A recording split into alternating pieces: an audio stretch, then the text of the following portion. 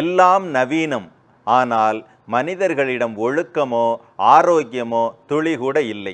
குறிப்பாக நம்முடைய தமிழ் கலாச்சாரத்துக்கு அப்படின்னு சொல்லிட்டு ஒரு தனித்துவம் இருக்கு. அது என்ன தெரியுமா? இங்கே இறைவனுக்கு ஆண்பால் பெண்பால் அவர் இவர் பெயர் எதுவுமே கிடையாது.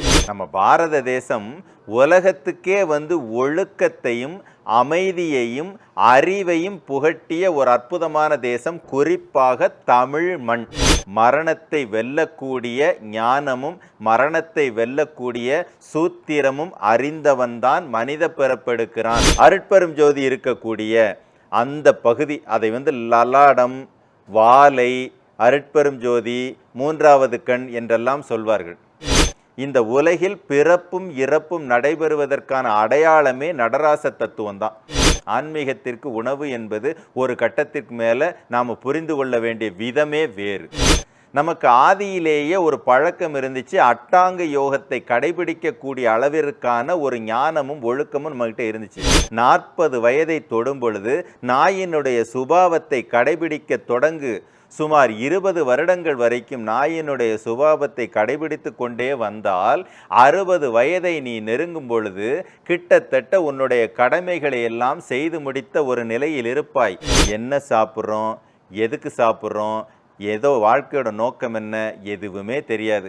நீ வெளியில் எதையெல்லாம் பார்க்கிறாயோ உணர்கிறாயோ அவை அனைத்தும் உனக்குள்ளார இருக்கு. பிறப்பு என்பது நிறுத்தப்படக்கூடிய ஒன்று என்ற அளவில் நாம் எல்லோரும் அதை பற்றிய ரகசியத்தை ஒவ்வொரு வீடுகளிலும் தெரிந்து வைத்திருக்கக்கூடிய அளவுக்கு ஞானம் நம்மகிட்ட இருந்துச்சு. நாம் எல்லோரும் ஆதி சைவ இனத்தை சேர்ந்தவர்கள். ஒரு முறையாவது நம்முடைய கலாச்சாரம் என்ன சொல்லி கொடுத்தது, அதை எப்படி பின்பற்ற வேண்டும் என்ற ஞானம் வந்துவிட்டால் உங்கள் வாழ்க்கை உங்களுக்கானதாக மாறிவிடும் என்பதில் எள்ளளவும் சந்தேகமே கிடையாது.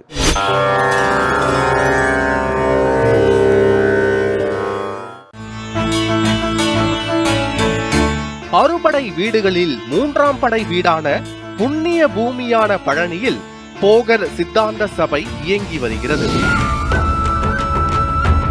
இச்சபையில் சமுதாயத்தில் பெருகி கிடக்கும் உடல் நோய், மனக்கவலை, குடும்பத்தில் அமைதியின்மை, பொருளாதார தடை இவை அனைத்துக்கும் சித்தர்கள் அருளிய சிறப்பான பயிற்சி முறைகளை கொண்டு தீர்வு அளித்து வருகிறார் முனைவர் போகர் வசீகரன்.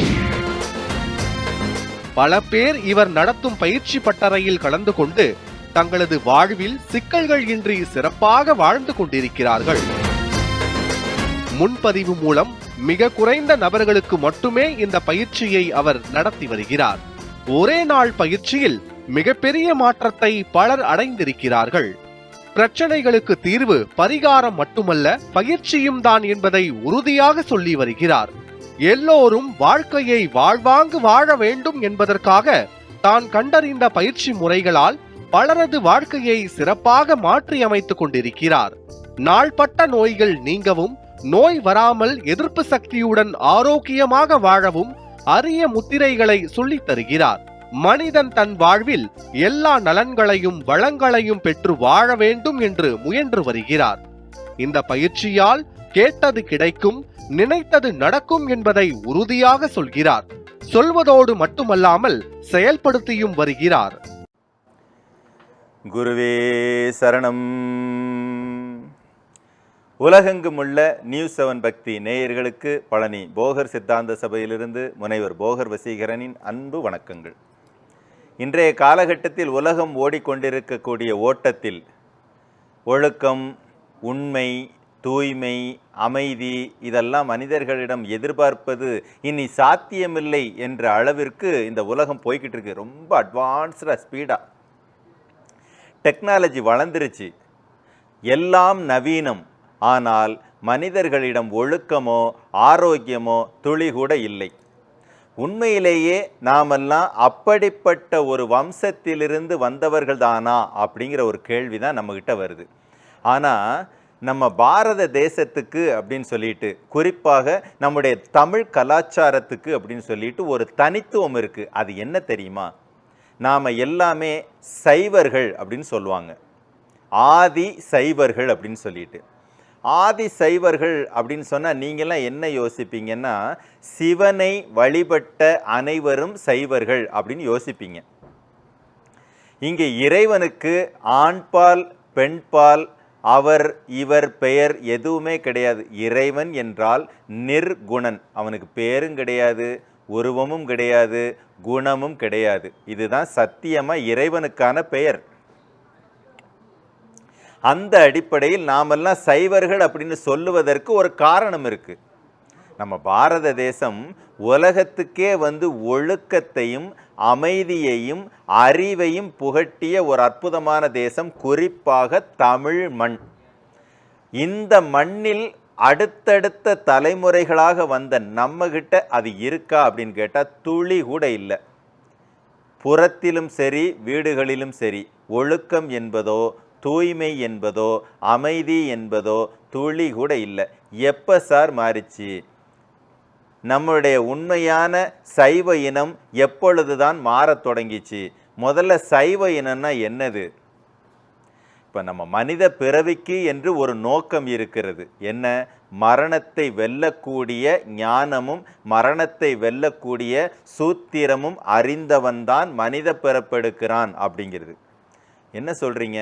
மரணத்தை ஜெயிக்க முடியுமா? மரணத்தை ஜெயிச்சிட முடியுமா அப்படின்னு கேட்டால், கேள்வி இருந்து அல்லது சந்தேகம் இருந்து பார்ப்பவர்களுக்கு அது கண்டிப்பாக சாத்தியப்படாது. முடியும் என்ற நம்பிக்கை இருப்பவர்களுக்கு, முடியும் என்றால் எப்படி முடிக்க வேண்டும் என்ற தேடல் இருப்பவர்களுக்கு சாத்தியப்படும். சாத்தியப்பட்டவங்க யாராவது இருக்காங்களா? அகத்தியர் இருக்கார், போகர் இருக்கார், திருமூலர் இருக்கார், இன்னும் சொல்ல முடியாத எத்தனையோ சித்தர்கள் இருக்காங்க. அத்தனை பேரும் மரணத்தை ஜெயித்தவர்கள். அப்படிப்பட்ட வம்சத்தில் பிறந்த நமக்கு தன் உடலையும் தன் மனதையும் ஆரோக்கியமாக வைத்து கொள்ளும் தகுதி என்பது இழந்து விட்டது. எப்படிங்க போச்சு அப்படின்னா, நம்ம இனம் அப்படி எதை சொல்லிச்சு? நம்ம உடம்புல இருக்கக்கூடிய பகுதிகளில் இந்த பகுதி சிவம் இருக்கக்கூடிய, ஜோதி இருக்கக்கூடிய, அருட்பெரும் ஜோதி இருக்கக்கூடிய அந்த பகுதி, அதை லலாடம், வாலை, அருட்பெரும் ஜோதி, மூன்றாவது கண் என்றெல்லாம் சொல்வார்கள். அந்த இடத்துல ஒரு ஜோதி, இதெல்லாம் ஓமையாக சொல்வது, அந்த இடத்துல ஒரு ஜோதி இருப்பதாகவும் அந்த ஜோதி எப்பொழுதும் அசைந்து கொண்டே இருப்பதாகவும், அதைத்தான் நடராசன் என்றும் சொல்வார்கள். வீட்டில் தீபத்தை பாருங்க, அது ஒரே மாதிரி அசையாமல் நிற்கவே நிற்காது. அது அசைந்து கொண்டே இருக்கும். அசைந்து கொண்டே இருப்பதால், நடனமாடிக்கொண்டே இருப்பதால் அவனுக்கு பெயர் நடராசன், நடனம் ஆடிக்கொண்டே இருப்பவன் அப்படின்னு சொல்லிட்டு. அதே போல நம்முடைய பகுதியிலும் ஒன்று அசைந்து கொண்டே இருக்கிறது. நடராஜ தத்துவமே பிறப்பையும் இறப்பையும் குறிக்கக்கூடிய ஒன்று. இந்த உலகில் பிறப்பும் இறப்பும் நடைபெறுவதற்கான அடையாளமே நடராச தத்துவம்தான்.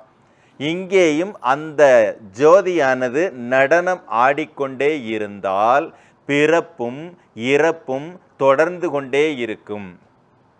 ஒரு மனித வாழ்க்கையில் மனிதனுக்கான நோக்கம், இலக்கு என்பது தன்னுடைய பிறப்பையும் இறப்பையும் ஜெயிக்கிறது. எப்போ தன்னுடைய பிறப்பும் இறப்பும் ஜெயிக்கப்படும் அப்படின்னு பார்த்தீங்கன்னா, இந்த ஜோதி தன்னுடைய அசைவை எப்பொழுது சை என்று சொல்லக்கூடிய அசையா நிலைக்கு கொண்டு போகிறதோ அப்பொழுதுதான் பிறப்பும் இறப்பும் ஜெயிக்கப்படும். அந்த ஜோதி அசைந்து கொண்டிருப்பதை அசையாத நிலைக்கு கொண்டு போகக்கூடிய அறிவும் ஞானமும் கொண்டிருந்ததால் சை நிலைக்கு கொண்டு போக தெரிந்த நம்மையெல்லாம் சைவர்கள் என்று குறிப்பிடுவார்கள். என்னங்க சொல்கிறீங்க? ஆதியிலெல்லாம் மனுஷன் வேட்டையாடி சாப்பிட்டான், உயிர்களையெல்லாம் கொன்று சாப்பிட்டான், அவனுக்கெல்லாம் அந்த குணம் இருந்துச்சா? உணவு என்பது வேறு, தனக்குள் இருக்கக்கூடிய ஒழுக்கம் என்பது வேறு. இந்த இடத்துல ரெண்டையுமே கன்ஃபியூஸ் பண்ணக்கூடாது. அவன் உணவுக்காக போனதெல்லாம் விட்டு தனக்குள் தேடிய அந்த தேடல்களையும் அதையும் கனெக்ட் பண்ணவே கூடாது. ஆன்மீகத்திற்கு உணவு என்பது ஒரு கட்டத்திற்கு மேலே நாம் புரிந்து கொள்ள வேண்டிய விதமே வேறு. அப்போது அந்த அளவுக்கு தரம் அவனுக்கிட்ட இருந்திருக்கு. நம்மக்கிட்ட 6 சமயம் என்று 6 விதமான வழிபாடுகள் தான் இருந்திருக்கு.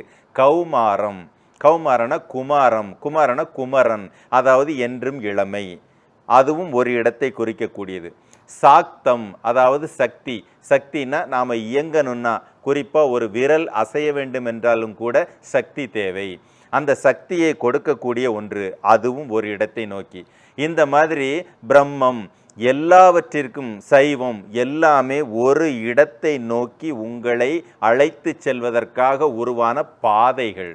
நீங்கள் எந்த பாதை வழியாக போனாலும் கடைசியில் சென்றடைவது ஒரு இடத்தை நோக்கி. அந்த இடத்தை நீங்கள் எப்பொழுது உயர்த்துகிறீர்களோ போற்றுகிறீர்களோ அப்பொழுதுதான் மரணம் தள்ளி வைக்கப்படுங்கிற அர்த்தத்தில் அதை சொல்லி வச்சாங்க. அப்படிப்பட்ட வழிபாடுகளையும் அப்படிப்பட்ட ரகசியத்தையும் தெரிந்து கொண்டு வாழ்ந்து வந்த ஒரு சமூகம் இன்றைக்கு எப்படி இருக்கிறது என்றால், மனிதனாக அடையாளம் சொல்லக்கூடிய அளவிலான எந்த தகுதியுமே இல்லாத ஒரு சமூகமாக வாழ்ந்துட்டு இருக்கு. அதான் உண்மை. நமக்கு ஆதியிலேயே ஒரு பழக்கம் இருந்துச்சு. அட்டாங்க யோகத்தை கடைபிடிக்கக்கூடிய அளவிற்கான ஒரு ஞானமும் ஒழுக்கமும் நம்மகிட்ட இருந்துச்சு. எப்படி வாழணும், எப்படி சாப்பிடணும், ஒரு மனிதனுக்கான அடையாளம் என்ன, இதை எல்லாத்தையும் தன்னுடைய வாழ்க்கையில் ஒரு கடமையாக பின்பற்றக்கூடிய பொறுப்பு கொண்டவர்களாக நாம் இருந்தோம். அதுதான் உண்மை. அப்படியே போகும்பொழுது ஒரு குறிப்பிட்ட வயதுகள் வரும்பொழுது, குறிப்பாக 40 வயது ஆனவுடன் நாய்க்குணம், 60 வயது ஆனவுடனே சேய்க்குணம் அப்படின்னெல்லாம் சில பழக்கங்களையும் கூடயே வச்சுருந்தோம். ஒரு உடலானது 40 வருடம் தன்னுடைய வாழ்க்கையில் செயல்பட்டு முடிச்சிருக்குன்னா 40ஐ தொடும் பொழுது இந்த உடம்புக்குள்ள நடந்த மாற்றங்களுக்கு நீ ஒரு விஷயத்தை கடைபிடிக்க வேண்டிய கட்டாயத்துக்கு வருகிறாய். நாய் எப்படி தன்னுடைய உடலில் சூடு அதிகமாகிவிட்டால் வலதுபுறமாக சரிந்து படுக்கும் பொழுது இடது நாசி சுவாசம் ஓடும். இடது நாசி என்பது சந்திரகளை குளிர்ச்சி, தன் உடம்பில் குளிர்ச்சி வெளிப்படும், சூடு சமநிலையடையும். தன் உடலில் குளிர்ச்சி அதிகமாகிவிட்டால் இடதுபுறமாக சரிந்து படுக்கும் பொழுது வலதுபுற சுவாசம் ஓடும். வலதுபுறம் என்பது சூரிய சுவாசம், சூடு, அந்த குளிர்ச்சியை சமன்படுத்தி உடலில் சூடு சமனாகும். உடலில் உள்ள சூடு என்பது நோய் எதிர்ப்பு சக்தி. உடலில் உள்ள சூடு சமநிலைக்கு வந்துவிட்டால் ஒரு மனிதன் நீண்ட ஆயுளை பெற முடியும். ஒரு நாயிடமிருந்து அந்த ரகசியத்தை கற்றுக்கொள். 40 வயதை தொடும் பொழுது உன்னுடைய ஆரோக்கியத்தில் சீர்கேடு வரலாம். உடனுடைய உடலில் நோய் எதிர்ப்பு சக்திக்கு குறைபாடு வரலாம். ஒரு நாய் தன்னுடைய உடலில் எப்படி அந்த சூட்டை சமநிலையில் வைத்திருக்க தெரிந்துள்ளதோ அதை போல நீயும் தெரிந்து கொள் அப்படின்னு சொல்லிட்டு 40 வயதை தொடும் பொழுது நாயினுடைய சுபாவத்தை கடைபிடிக்க தொடங்கு. சுமார் 20 வருடங்கள் வரைக்கும் நாயினுடைய சுபாவத்தை கடைபிடித்து கொண்டே வந்தால் 60 வயதை நீ நெருங்கும் பொழுது கிட்டத்தட்ட உன்னுடைய கடமைகளை எல்லாம் செய்து முடித்த ஒரு நிலையில் இருப்பாய். அந்த நேரத்தில் சேயினுடைய குணத்திற்கு வந்துவிடு. ஒரு சேய் எப்படி கர்ம கணக்குகளே இல்லாத, ஒரு புண்ணியம் கர்மம் எதுவுமே இல்லாத, வெட்கம் மானம் இது போன்ற விஷயங்கள் இல்லாத, உலகத்தோடு தொடர்பு இல்லாத ஒரு தெய்வ பிறப்பாக இருக்கிறதோ அதை போல நீயும் கர்ம கணக்குகளிலிருந்து விடுதலையாயிக்குள். உனக்குள்ள இருக்க தெய்வீகத்தை வெளிப்படுத்த தொடங்கு. ஏனென்றால் சேய் என்றால் தெய்வம் என்றும் ஒரு அர்த்தம் உள்ளது. இப்படி என்று நமக்கென்று ஒரு வழிமுறைகள், அந்த அட்டாங்க யோக பழக்கங்கள், உடலை ஆரோக்கியப்படுத்தக்கூடிய, இறைவனை நோக்கி நகரக்கூடிய எல்லாவற்றிலும் நம்மிடம் ஒரு தெளிவு இருந்துச்சு. இன்னைக்கு அது இருக்கா? இல்லை.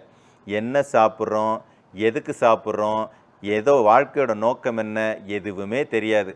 எந்திரிச்சோமா, அப்படியே ரன்னிங்கில் ஓடுற மாதிரி, ரேஸில் ஓடுற மாதிரி ஓடணுமா, சம்பாதிச்ச காலத்தில் ஒரு பாதியை கொண்டே பரிகாரத்துக்கு கொடுத்தோமா, ஒரு பாதியை கொண்டே ஆஸ்பத்திரியில் கொடுத்தோமா, கடைசியில் என்ன மிச்சமாச்சு அப்படின்னா நிம்மதி இல்லாத நிலை மிச்சமாச்சு.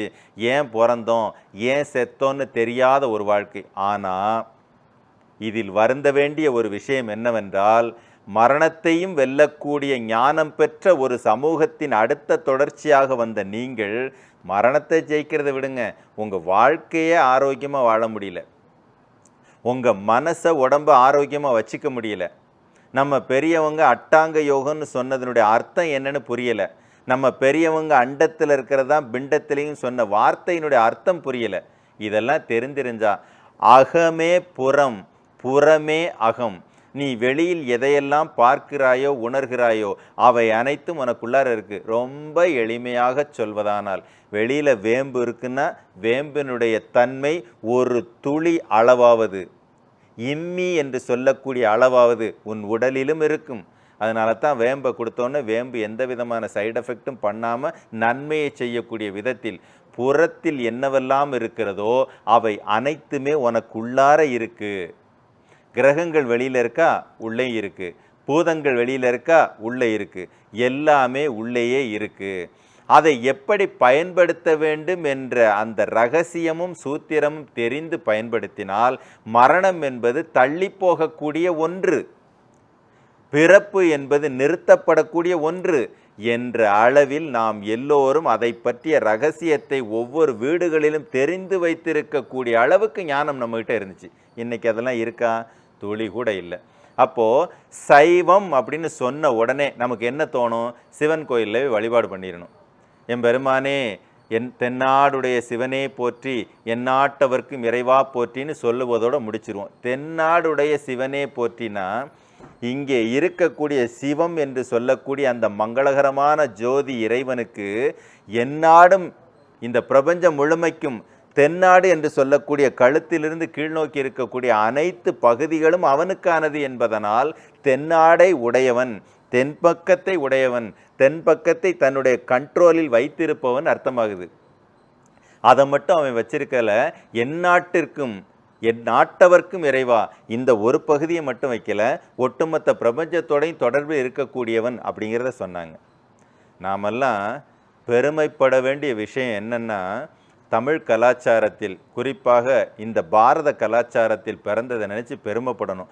ஆனால் அப்படி ஒரு பெருமைக்குரிய வாழ்வை நாம் வாழ்கிறோமா என்று பின்னால் திரும்பி பார்த்தோம் அப்படின்னா நாம் வெட்கி தலைகுனிய வேண்டிய ஒரு இடத்துல இருக்கிறோம். காரணம், திரும்பவும் அதே இடத்தில் வந்து நான் நிற்கிறேன். நாம் எல்லோரும் ஆதி சைவ இனத்தை சேர்ந்தவர்கள். தன்னுடைய வாழ்க்கையில் பிறப்பையும் இறப்பையும் வெல்லும் அளவிற்கான ரகசியத்தை பின்பற்றி சென்று கொண்டிருந்தவர்கள் இன்னைக்கு தான் உடம்புல வர்ற நோயை கூட, தான் உடம்புல மனசில் வரக்கூடிய பிரச்சனைகளை கூட தன்னால் சமாளிக்க முடியாமல் பிறரிடம் சென்று உதவிக்காக கையேந்தும் ஒரு கேவலமான வாழ்க்கையை வாழ்ந்து கொண்டிருக்கிறோம். ஒரு முறையாவது நம்முடைய கலாச்சாரம் என்ன சொல்லிக் கொடுத்தது, அதை எப்படி பின்பற்ற வேண்டும் என்ற ஞானம் வந்துவிட்டால் உங்கள் வாழ்க்கை உங்களுக்கானதாக மாறிவிடும் என்பதில் எள்ளளவும் சந்தேகமே கிடையாது. குருவே சரணம்.